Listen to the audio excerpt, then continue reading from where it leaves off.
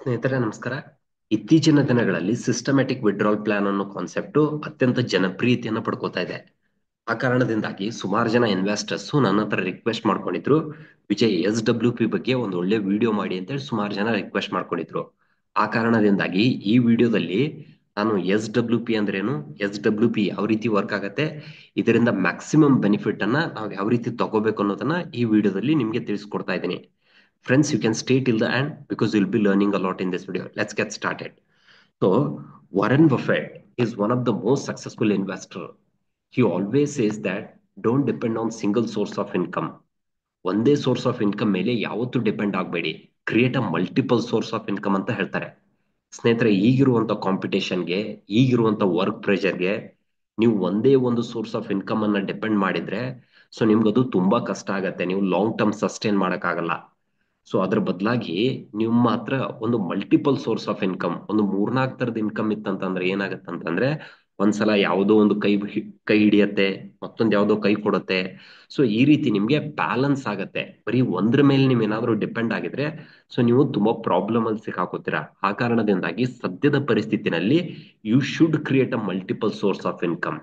ಇನ್ನು ಭಾರತದಲ್ಲಿ multiple source of income ಬಗ್ಗೆ ಜನ ಯಾವ್ದಾವ್ದ್ರ ಬಗ್ಗೆ ಯೋಚನೆ ಮಾಡ್ತಾರಂತಂದ್ರೆ, ಮೊದಲನೇದಾಗಿ ರಿಯಲ್ ಎಸ್ಟೇಟ್ ಬಗ್ಗೆ, FD ಬಗ್ಗೆ ಯೋಚನೆ ಮಾಡ್ತಾರೆ. ಆದ್ರೆ ಇವೆರಡು ಹಳೆ ಮೆಥಡ್ಗಳು. ಇದರಲ್ಲಿ ಅನೇಕ ಡಿಸ್ಅಡ್ವಾಂಟೇಜ್ಗಳಿದೆ. ಉದಾಹರಣೆಗೆ, ನೀವು ರಿಯಲ್ ಎಸ್ಟೇಟ್ ಅಲ್ಲಿ ಒಂದು 10,000 ರೂಪಾಯಿ ಮಂತ್ಲಿ ಇನ್ಕಮ್ ಅನ್ನ ಎಕ್ಸ್ಪೆಕ್ಟ್ ಮಾಡ್ತಾ ಇದ್ದೀರಾ ಅಂತ ಇಟ್ಕೊಳ್ಳಿ. ನೀವು 10,000 ರೂಪಾಯಿ ಮಂತ್ಲಿ ಇನ್ಕಮ್ ಅನ್ನ ರಿಯಲ್ ಎಸ್ಟೇಟ್ ಅಲ್ಲಿ ಎಕ್ಸ್ಪೆಕ್ಟ್ ಮಾಡ್ತೀರಾ ಅಂತಂದ್ರೆ ಮಿನಿಮಮ್ ಒಂದು 50 ಲಕ್ಷ ಕೊಟ್ಟು ನೀವು ಒಂದು ಮನೆಯನ್ನ ಕಟ್ಟಿಸ್ಬೇಕಾಗತ್ತೆ. ಸೊ ಅದಾದ್ಮೇಲೆ ಏನಾಗುತ್ತೆ, ನಿಮ್ಗೆ 10,000 ರೂಪಾಯಿ ಬಾಡಿಗೆ ಬರುತ್ತೆ. ಸೊ 10,000 ರೂಪಾಯಿ ಬಾಡಿಗೆ ಬರೋದ್ರ ಜೊತೆಗೆ ನಿಮ್ಗೆ ಮೇಂಟೆನೆನ್ಸ್ ಕಾಸ್ಟ್ ಇರುತ್ತೆ. ಅವಾಗ ನಲ್ಲಿ ಕಿತ್ತೋಗ್ತಿರತ್ತೆ, ಟ್ಯಾಪ್ ಕಿತ್ತೋಗ್ತಿರತ್ತೆ, ವೈರ್ಗಳು ಕಟ್ ಆಗ್ತಿರತ್ತೆ.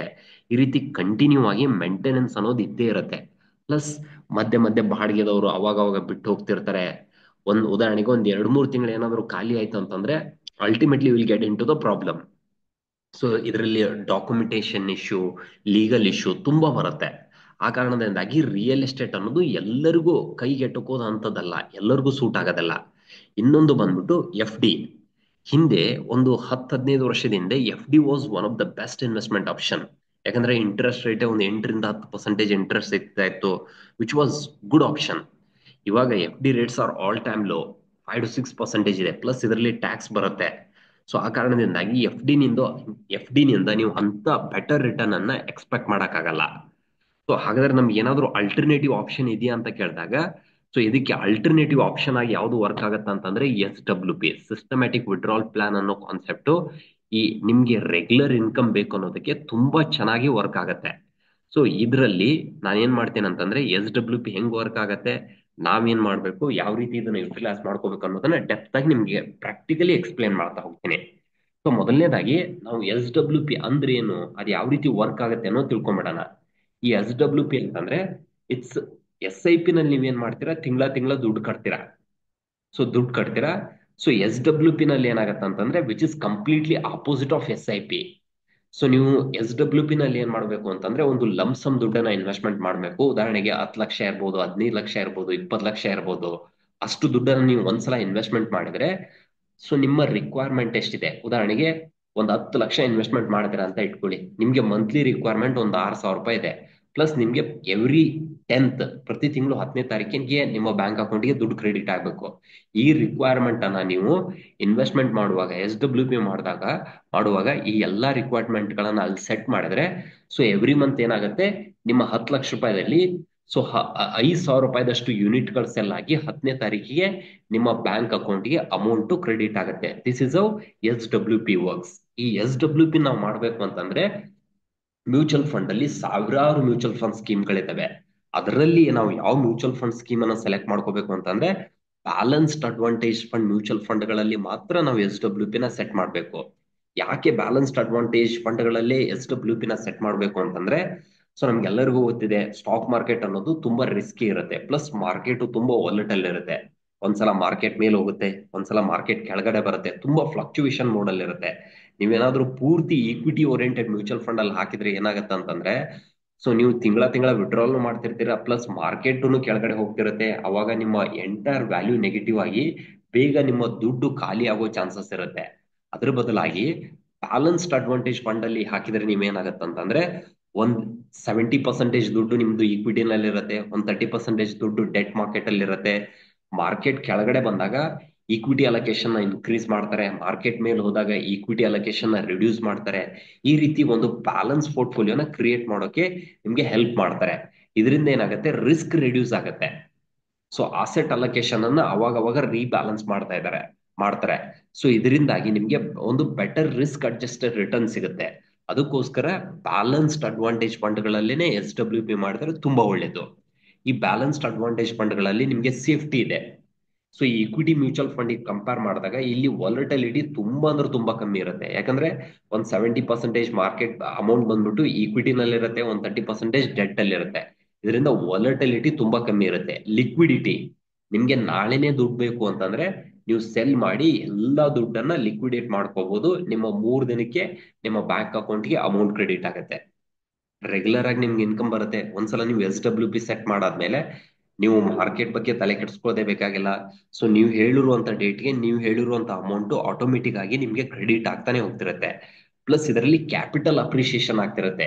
SWP ಒಂದು ಬ್ಯೂಟಿ ಏನಂತಂದ್ರೆ ನೀವು ತಿಂಗಳ ತಿಂಗಳ ದುಡ್ಡನ್ನು ವಿಡ್ರಾಲ್ ತಗೋತಿರ್ತೀರಾ, ಪ್ಲಸ್ ಎಕ್ಸಿಸ್ಟಿಂಗ್ ದುಡ್ಡು ಏನು ಉಳಿದಿರುತ್ತಲ್ಲ ಅದು ಫರ್ದರ್ ಗ್ರೋತ್ ಆಗ್ತಾನೂ ಇರುತ್ತೆ. ಯಾವ ರೀತಿ ಆಗುತ್ತೆ ಅನ್ನೋದನ್ನ ಈಗ ಪ್ರಾಕ್ಟಿಕಲ್ ಆಗಿ ತೋರಿಸ್ತಾನೆ ಹೋಗ್ತೀನಿ ನಿಮ್ಗೆ. ಸೊ ಈ SWP ನಿಂದ ನಿಮ್ಗೆ ಏನೇನ್ ಬೆನಿಫಿಟ್ ಸಿಗುತ್ತೆ, ರೆಗ್ಯುಲರ್ ಆಗಿ ನಿಮ್ಗೆ ಇನ್ಕಮ್ ಬರುತ್ತೆ. ಸೊ ನಿಮ್ಗೆ ಒಂದು ಫಿನಾನ್ಷಿಯಲ್ ಡಿಸಿಪ್ಲಿನ್ ಸಿಗುತ್ತೆ, ನಿಮ್ಮ ಇನ್ವೆಸ್ಟ್ಮೆಂಟ್ ಅಮೌಂಟ್ ಗ್ರೋತ್ ಆಗ್ತಿರುತ್ತೆ, ಫ್ಲೆಕ್ಸಿಬಿಲಿಟಿ. ನಿಮ್ಗೆ ನಾಳೆ ಮತ್ತೇನಾದ್ರೂ ಬೇಡ ಅಂತಂದ್ರೆ ಈ SWP ನ ಪೂರ್ತಿ ವಿಡ್ರಾ ಮಾಡಿ ನೀವು ಕ್ಯಾಶ್ ಮಾಡ್ಕೋಬಹುದು. ಅಷ್ಟು ಇದು ಫ್ಲೆಕ್ಸಿಬಲ್ ಆಗಿರುತ್ತೆ.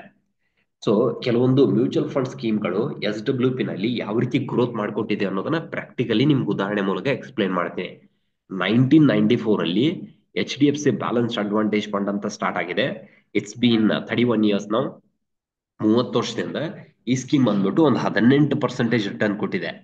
ಇದರಲ್ಲಿ ಈ ಸ್ಕೀಮ್ ಅಲ್ಲಿ ನೀವೇನಾದ್ರೂ SWP ಮಾಡಿದ್ರೆ ಏನಾಗ್ತಿತ್ತು ಅನ್ನೋದನ್ನ ಒಂದು ಪ್ರಾಕ್ಟಿಕಲ್ ಎಕ್ಸಾಂಪಲ್ ನಿಮ್ಗೆ ತೋರಿಸ್ತೀನಿ.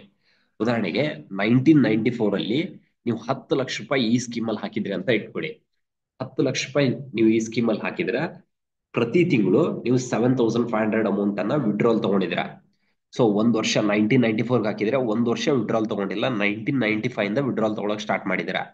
ಸೊ ಆಸ್ ಆನ್ 2023 ಡಿಸೆಂಬರ್ 2023ಕ್ಕೆ, ಸೊ 2023 ಅಂತ್ಯಕ್ಕೆ ನಿಮ್ಮ 10 ಲಕ್ಷ ಬಂದ್ಬಿಟ್ಟು ಹತ್ರ 7.5 ಕೋಟಿ ಆಗಿದೆ.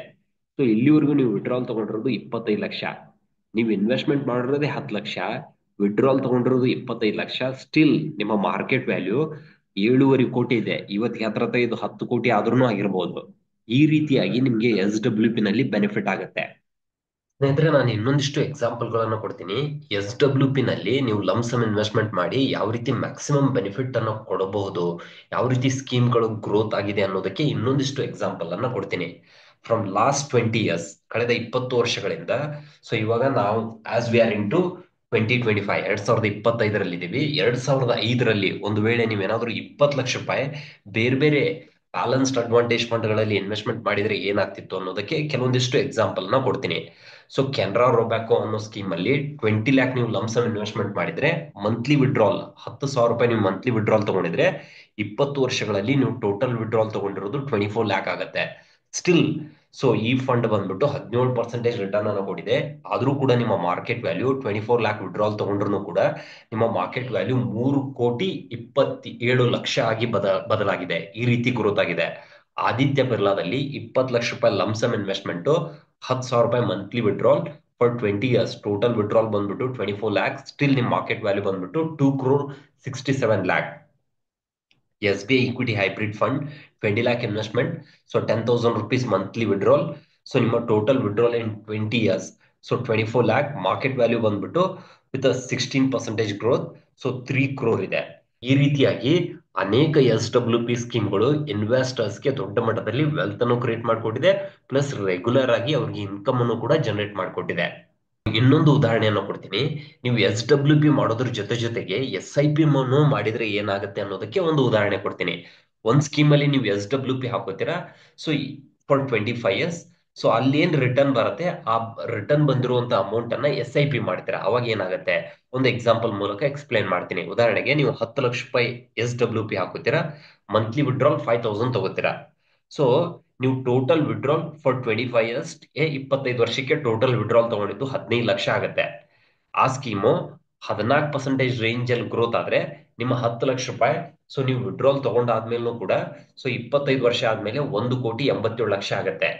ಇದೇ 5,000 ರೂಪಾಯಿನ ನೀವು ಬೇರೆ ಯಾವ್ದಾದ್ರು ಒಂದು ಮ್ಯೂಚುವಲ್ ಫಂಡ್ ಅಲ್ಲಿ SIP ಮಾಡಿದ್ರೆ ಫಾರ್ ನೆಕ್ಸ್ಟ್ 25 ಇಯರ್ಸ್ ಏನಾಗ್ತಿತ್ತು ಅಂತಂದ್ರೆ ನಿಮ್ಮ ಟೋಟಲ್ ಇನ್ವೆಸ್ಟ್ಮೆಂಟ್ ಬಂದ್ಬಿಟ್ಟು 15 ಲಕ್ಷ ಆಗ್ತಿತ್ತು. ಒಂದು ವೇಳೆ ನೀವು ಇನ್ವೆಸ್ಟ್ಮೆಂಟ್ ಮಾಡುವಂತ ಸ್ಕೀಮ್ ಬಂದ್ಬಿಟ್ಟು ಒಂದು 19% ರಿಟರ್ನ್ ಏನಾದ್ರು ಕೊಟ್ಟಿದ್ದೆ ಆದ್ರೆ ನಿಮ್ಮ ಮಾರ್ಕೆಟ್ ವ್ಯಾಲ್ಯೂ 2,85,00,000 ಆಗ್ತಿತ್ತು. ಸೊ ಇಲ್ಲಿ 1 ಕೋಟಿ ಬಂತು, ಇಲ್ಲಿ 2 ಕೋಟಿ ಬಂತು. ಇವೆರಡನ್ನೂ ಸೇರಿಸಿದ್ರೆ ನಿಮ್ಮ ಟೋಟಲ್ ವ್ಯಾಲ್ಯೂ 4,72,00,000ವಾಗಿ ಬದಲಾಗಿದೆ. ಈ ರೀತಿ ಲಾಂಗ್ ಟರ್ಮ್ ಅಲ್ಲಿ ನಿಮ್ಗೆ SWP ರೆಗ್ಯುಲರ್ ಆಗಿ ಕ್ಯಾಶ್ನು ಕೊಡುತ್ತೆ ಪ್ಲಸ್ ವೆಲ್ತ್ ಕ್ರಿಯೇಷನ್ ಮಾಡುತ್ತೆ. ಇನ್ನು ಸುಮಾರು ಜನ ಹೇಳ್ತಾರೆ ಈ SWP SIP ಅನ್ನೋದೆಲ್ಲ ತುಂಬಾ ಲಾಂಗ್ ಟರ್ಮ್ ಕಾನ್ಸೆಪ್ಟ್, ಯಾರು ಇದನ್ನೆಲ್ಲ ಲಾಂಗ್ ಟರ್ಮ್ ಇನ್ವೆಸ್ಟ್ಮೆಂಟ್ ಮಾಡ್ತಾರೆ, 10 ವರ್ಷ 15 ವರ್ಷ ಯಾರು ಮಾಡ್ತಾರೆ, ನಾವು ಸ್ವಲ್ಪ ಎಂಜಾಯ್ ಮಾಡ್ಬೇಕಲ್ಲ ಅಂತ ಸುಮಾರು ಜನ ಪ್ರಶ್ನೆ ಮಾಡ್ಬೋದು. ಅದಕ್ಕೊಂದು ಬೆಸ್ಟ್ ಎಕ್ಸಾಂಪಲ್ ಅಂತಂದ್ರೆ ಉದಾಹರಣೆಗೆ ನೀವು ಒಂದು 10,000 ರೂಪಾಯಿ SIP ಮಾಡಿ ಫಾರ್ ನೆಕ್ಸ್ಟ್ 8 ಇಯರ್ಸ್ 8 ವರ್ಷಕ್ಕೆ ಮಾಡಿ. ಅವಾಗ ನೀವು ಕಟ್ಟೋ ಟೋಟಲ್ ದುಡ್ಡು ಬಂದ್ಬಿಟ್ಟು ಒಂದು 9 ಲಕ್ಷ ಆಗುತ್ತೆ.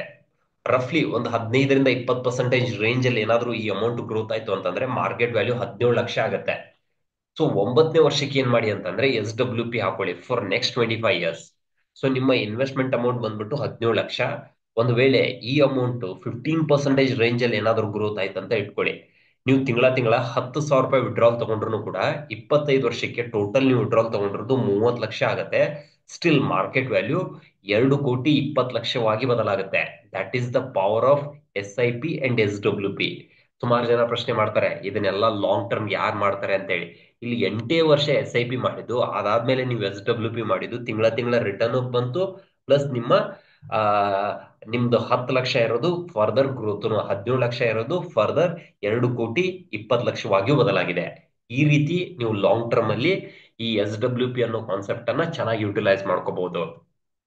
ಹಾಗಾದ್ರೆ ಈ SWP ಅನ್ನೋ ಕಾನ್ಸೆಪ್ಟ್ ಅನ್ನ ಯಾರ್ಯಾರು ಯುಟಿಲೈಸ್ ಮಾಡ್ಕೋಬಹುದು ಅಂತಂದ್ರೆ ಸೊ ಮೇಜರ್ ಆಗಿ ರಿಟೈರ್ಮೆಂಟ್ ಆಗಿರುವಂತ ವ್ಯಕ್ತಿಗಳು ಈ SWP ಕಾನ್ಸೆಪ್ಟ್ ಅನ್ನ ಯುಟಿಲೈಸ್ ಮಾಡ್ಕೋಬಹುದು. ಸೊ ರಿಟೈರ್ಮೆಂಟ್ ಪೀಪಲ್ಗೆ ಯಾವುದೇ ಇನ್ಕಮ್ ಇರೋದಿಲ್ಲ, ಆದ್ರೆ ಅವ್ರಿಗೆ ಮಂತ್ಲಿ ಎಕ್ಸ್ಪೆನ್ಸ್ ಇರುತ್ತೆ. ಸೊ ಮೆಡಿಕಲ್ ಬಿಲ್ಸ್ ಇರುತ್ತೆ, ಅದರ್ ಎಕ್ಸ್ಪೆನ್ಸ್ ಇರುತ್ತೆ, ಅದನ್ನೆಲ್ಲವನ್ನ ಮ್ಯಾನೇಜ್ ಮಾಡೋದಕ್ಕೆ SWP ಕಾನ್ಸೆಪ್ಟ್ ಅನ್ನ ಯೂಸ್ ಮಾಡ್ಕೋಬಹುದು. ಉದಾಹರಣೆಗೆ ಒಂದು 40 ಲ್ಯಾಕ್ ಇನ್ವೆಸ್ಟ್ಮೆಂಟ್ ಮಾಡ್ತೀರಾ ಅಂತ ಇಟ್ಕೊಳ್ಳಿ, ನಿಮ್ಮ ಮಂತ್ಲಿ ಎಕ್ಸ್ಪೆನ್ಸ್ ಬಂದ್ಬಿಟ್ಟು 20,000. ಸೊ ಇದನ್ನ ನೀವು ನೆಕ್ಸ್ಟ್ ಒಂದು 20 ವರ್ಷ ಏನಾದ್ರೂ ಕಂಟಿನ್ಯೂ ಮಾಡಿದಾಗ ನಿಮ್ಮ 40 ಲಕ್ಷನೇ ನಿಮ್ಗೆ ವಾಪಸ್ಸು ಕೊನೆಗೆ 1,15,00,000 ಉಳಿದಿರುತ್ತೆ ನಿಮ್ಗೆ. ಈ ದುಡ್ಡನ್ನ ನೀವು ನೆಕ್ಸ್ಟ್ ಜನರೇಷನ್ಗೆ ಪಾಸ್ ಆನ್ ಮಾಡ್ಬೋದು. ಇಲ್ಲ ನಾನು ನೆಕ್ಸ್ಟ್ ಜನರೇಷನ್ ಪಾಸ್ ಆನ್ ಮಾಡಕ್ ಇಷ್ಟಪಡಲ್ಲ, ನಾನೇ ಜಾಸ್ತಿ ಎಂಜಾಯ್ ಮಾಡ್ತೀನಿ ಅಂತಂದ್ರೆ ಈ ಅಮೌಂಟ್ ಅನ್ನ ಇಲ್ಲಿ 20,000 ರೂಪಾಯಿ ವಿಡ್ರಾಲ್ ತಗೋತಾ ಇದಾರಲ್ಲ, ಇದ್ರ ಬದಲಿ 40,000 ರೂಪಾಯಿ ನೀವು ಏನಾದ್ರು ವಿಡ್ರಾಲ್ ತಗೊಂಡಿದ್ದೆ ಆದ್ರೆ ಕೊನೆಗೆ ಉಳಿಯುವಂತ ದುಡ್ಡು ಬಂದ್ಬಿಟ್ಟು ತುಂಬಾ ಕಮ್ಮಿ ಇರುತ್ತೆ. ಯಾರ್ಯಾರು ಯೂಸ್ ಮಾಡ್ಬೋದು? ಸೊ ಎವ್ರಿ ಇಯರ್ ನಿಮ್ಮ ಮಕ್ಕಳಿಗೆ ಒಂದು ಫಿಕ್ಸ್ಡ್ ಆದ ಸ್ಕೂಲ್ ಫೀಸ್ ಇರುತ್ತೆ. ಅದನ್ನ ನಿಮ್ಗೆ ರೆಗ್ಯುಲರ್ ಆಗಿ ಇನ್ಕಮ್ ಇರೋದಿಲ್ಲ, ಅದನ್ನ ಕಟ್ಟೋದಕ್ಕೆ ನಿಮ್ಗೆ ಏನಾದ್ರು ಸ್ಟ್ರಗಲ್ ಆಗ್ತಿದೆ ಅಂತಂದ್ರೆ ಒಂದು ಲಂಸಮ್ ದುಡ್ಡನ್ನ ಇನ್ವೆಸ್ಟ್ಮೆಂಟ್ ಮಾಡಿ ಈ SWP ಮೂಲಕ ಆ ಮಂತ್ಲಿ ಸ್ಕೂಲ್ ಬಿಲ್ಗಳನ್ನು ಕೂಡ ನೀವು ಪೇ ಮಾಡ್ಬೋದು. ಇನ್ನೊಂದು ನಾನು ಉದಾಹರಣೆ ಕೊಡೋಕೆ ಇಷ್ಟಪಡ್ತೇನೆ. ಸೊ ಸುಮಾರು ಜನ ಬೆಂಗಳೂರು ಅಥವಾ ಬೇರೆ ಬೇರೆ ಸಿಟಿಗಳಲ್ಲಿ ಕೆಲ್ಸಕ್ಕಂತ ಹೋದಾಗ ಸೊ ಮನೆ ಬಾಡಿಗೆನ ಉಳಿಸೋದಕ್ಕೋಸ್ಕರ ಏನ್ ಮಾಡ್ತಾರೆ ಅಂತಂದ್ರೆ ಲೀಸ್ಗೆ ಹೋಗ್ತಾರೆ. ಈ ಲೀಸ್ಗೆ ಹೋಗೋದು ಬೆಟರ ಅಥವಾ SWP ಮಾಡೋದು ಬೆಟರ ಅಂತ ಹೇಳಿ ಒಂದು ಉದಾಹರಣೆ ಮೂಲಕ ನಿಮ್ಗೆ ಎಕ್ಸ್ಪ್ಲೇನ್ ಮಾಡ್ತೇನೆ. ಉದಾಹರಣೆಗೆ ಲೀಸ್ಗೆ ಹೋಗ್ತೀರಾ ಅಂತ ಇಟ್ಕೊಳ್ಳಿ. ಸೊ ನೀವು ಲೀಸ್ಗೆ ಹೋಗ್ಬೇಕು ಅಂತಂದ್ರೆ ಬೆಂಗಳೂರು ಅಂತ ಒಂದು ದೊಡ್ಡ ಸಿಟಿನಲ್ಲಿ ಇವಾಗ ಮೇನ್ ಏರಿಯಾಗಳಲ್ಲಿ ಮಿನಿಮಮ್ ನೀವು ಲೀಸ್ಗೆ ಹೋಗ್ತೀರಾ ಅಂತಂದ್ರೆ 1 BHK ಒಂದು 15 ಲಕ್ಷ ರೂಪಾಯಿ ಕೊಡ್ಬೇಕಾಗತ್ತೆ. 15 ಲಕ್ಷ ರೂಪಾಯಿ ನೀವು ಒಂದು ಲೀಸ್ಗೆ ಅಮೌಂಟ್ ಕೊಡ್ಬೇಕಾಗತ್ತೆ. ಸೊ ಇಲ್ಲಿ ನಿಮ್ಮ ಉದ್ದೇಶ ಏನು? ಪ್ರತಿ ತಿಂಗಳು ನಾನು 10,000 ರೂಪಾಯಿ ಬಾಡಿಗೆನ ಉಳಿಸ್ಬೇಕು ಅನ್ನೋದು ನಿಮ್ಮ ಉದ್ದೇಶ. ಸೊ ಈ ಲೀಸ್ ಅನ್ನ ನೀವು 15 ವರ್ಷ ತಗೊಂಡ್ರಿ ಅಂತ ಇಟ್ಕೊಳ್ಳಿ. 15 ವರ್ಷ ತಗೊಂಡಾಗ ಟೋಟಲ್ ನೀವು 18 ಲಕ್ಷ ಉಳಿಸ್ದಂಗಾಯ್ತು. ಆದ್ರೆ ಈ ಲೀಸ್ ಹೋದಾಗ ಒಂದು ಡಿಸ್ಅಡ್ವಾಂಟೇಜ್ ಏನಿರುತ್ತೆ ಅಂತಂದ್ರೆ ಇಲ್ಲಿ ಅಗ್ರಿಮೆಂಟ್ ಆಗಿರುತ್ತೆ. ಸೊ ನೀವು ಎಷ್ಟು ವರ್ಷ ಅಗ್ರಿಮೆಂಟ್ ಬರೆದಿರ್ತೀರ ಅಷ್ಟು ವರ್ಷ ಇರಲೇಬೇಕಾಗತ್ತೆ. ಸೊ ನೀವು ಎಷ್ಟೇ ವರ್ಷ ಇದ್ರೂ ಮನೆ ಓನರ್ ಆಗಲ್ಲ. ಸೊ ನಿಮ್ಗೆ ಓನ್ ಹೋಮ್ ಫೀಲ್ ಬರೋದಿಲ್ಲ. ಪ್ಲಸ್ ನಿಮ್ಮ 15 ಲಕ್ಷ ಏನಿರುತ್ತೆ ಅದು ಲಾಕ್ ಆಗಿರುತ್ತೆ. ಆ ವ್ಯಾಲ್ಯೂ ಫರ್ದರ್ ಗ್ರೋತ್ ಆಗೋದಲ್ಲ. ಈ ರೀತಿ ಅನೇಕ ಡಿಸ್ಅಡ್ವಾಂಟೇಜ್ ಇರುತ್ತೆ. ಇದನ್ನೇ ನೀವೇನಾದ್ರೂ ಒಂದು ವೇಳೆ SWP ಮಾಡಿದ್ರೆ ಏನಾಗ್ತಿತ್ತು ಅನ್ನೋದನ್ನ ಒಂದು ಉದಾಹರಣೆ ಮೂಲಕ ಎಕ್ಸ್ಪ್ಲೈನ್ ಮಾಡ್ತೀನಿ. ಅದೇ 15 ಲಕ್ಷ ರೂಪಾಯಿನ ನೀವು SWP ಹಾಕೊಳ್ಳಿ, ತಿಂಗಳ ತಿಂಗಳ 10,000 ರೂಪಾಯಿ ವಿಡ್ರಾಲ್ ತಗೊಳ್ಳಿ. ಒಂದು ವೇಳೆ ನೀವು ಹಾಕಿರುವಂತ ಸ್ಕೀಮ್ ಅಲ್ಲಿ 13% ರೇಂಜ್ ಅಲ್ಲೂ ಕೂಡ ಅದು ಗ್ರೋತ್ ಆಯ್ತು ಅಂದ್ರೂ ಕೂಡ 15 ವರ್ಷಕ್ಕೆ ನೀವು ಟೋಟಲ್ ವಿಡ್ರಾಲ್ ತಗೊಳ್ಳೋದು 18 ಲಕ್ಷನ ವಿಡ್ರಾಲ್ ತಗೋತೀರಾ. ಕೊನೆಗೆ ನಿಮ್ಮ ಮಾರ್ಕೆಟ್ ವ್ಯಾಲ್ಯೂ ಎಷ್ಟಾಗಿರುತ್ತೆ ಅಂತಂದ್ರೆ 42,48,000 ಆಗಿರುತ್ತೆ. ಇಲ್ಲಿ ನಾನು ರಿಟರ್ನ್ ಹಿಡಿದಿರೋದು which is very minimum percentage. ಒಂದು ವೇಳೆ 15, 16 ಏನಾದ್ರು ಬಂತಂದ್ರೆ ಇದು ಹತ್ರ 60-70 ಲಕ್ಷ ಹೋಗುತ್ತೆ. ಈ ರೀತಿ SWP ನಲ್ಲಿ ಹಾಕಿದಾಗ ಸೊ ನಿಮ್ಗೆ ನಾಳೆನೆ ಏನಾದ್ರು ಬೇಕು, ಈ ಅಮೌಂಟ್ ಬೇಕು ಅಂತಂದ್ರೆ ಈಸಿಯಾಗಿ ನೀವು ಟೇಕ್ಔಟ್ ಮಾಡಬಹುದು. ಇಲ್ಲಿ ಲಾಕ್ ಆಗಲ್ಲ, ಫ್ಲೆಕ್ಸಿಬಿಲಿಟಿ ಇರುತ್ತೆ, ಪ್ಲಸ್ ಕ್ಯಾಪಿಟಲ್ನು ಕೂಡ ಅಪ್ರಿಸಿಯೇಷನ್ ಆಗುತ್ತೆ. ಯಾರಾದ್ರೂ ಲೀಸ್ಗೆ ಹೋಗೋರಿದ್ರೆ ಈ SWP ಅನ್ನೋ ಕಾನ್ಸೆಪ್ಟ್ ಅನ್ನ ನೀವು ಯುಟಿಲೈಸ್ ಮಾಡ್ಕೋಬಹುದು. ಸ್ನೇಹಿತರೆ, ಈ ಒಂದು ವಿಡಿಯೋದಲ್ಲಿ SWP ಅಂದ್ರೆ ಏನು, SWP ಯಾವ ರೀತಿ ವರ್ಕ್ ಆಗುತ್ತೆ, SWP ನ ಯಾವ ರೀತಿ ನಾವು ಯುಟಿಲೈಸ್ ಮಾಡ್ಕೋಬೇಕು ಅನ್ನೋದ್ರ ಬಗ್ಗೆ ನಾನು ಇನ್ ಡೆಪ್ತ್ ಆಗಿ ಡಿಸ್ಕಷನ್ ಮಾಡಿದೆ. ಸ್ನೇಹಿತರೆ, ನೀವು ಯಾರಾದ್ರೂ SWP ಬಗ್ಗೆ ಇನ್ವೆಸ್ಟ್ಮೆಂಟ್ ಮಾಡೋರಿದ್ರೆ ಅಥವಾ ಇದ್ರ ಬಗ್ಗೆ ಏನಾದ್ರು ಡೌಟ್ಸ್ ಇದ್ರೆ you can get in touch with me. Friends, I hope you find this video useful. If you like this video, please to subscribe, please to share it with your community. Thank you so much.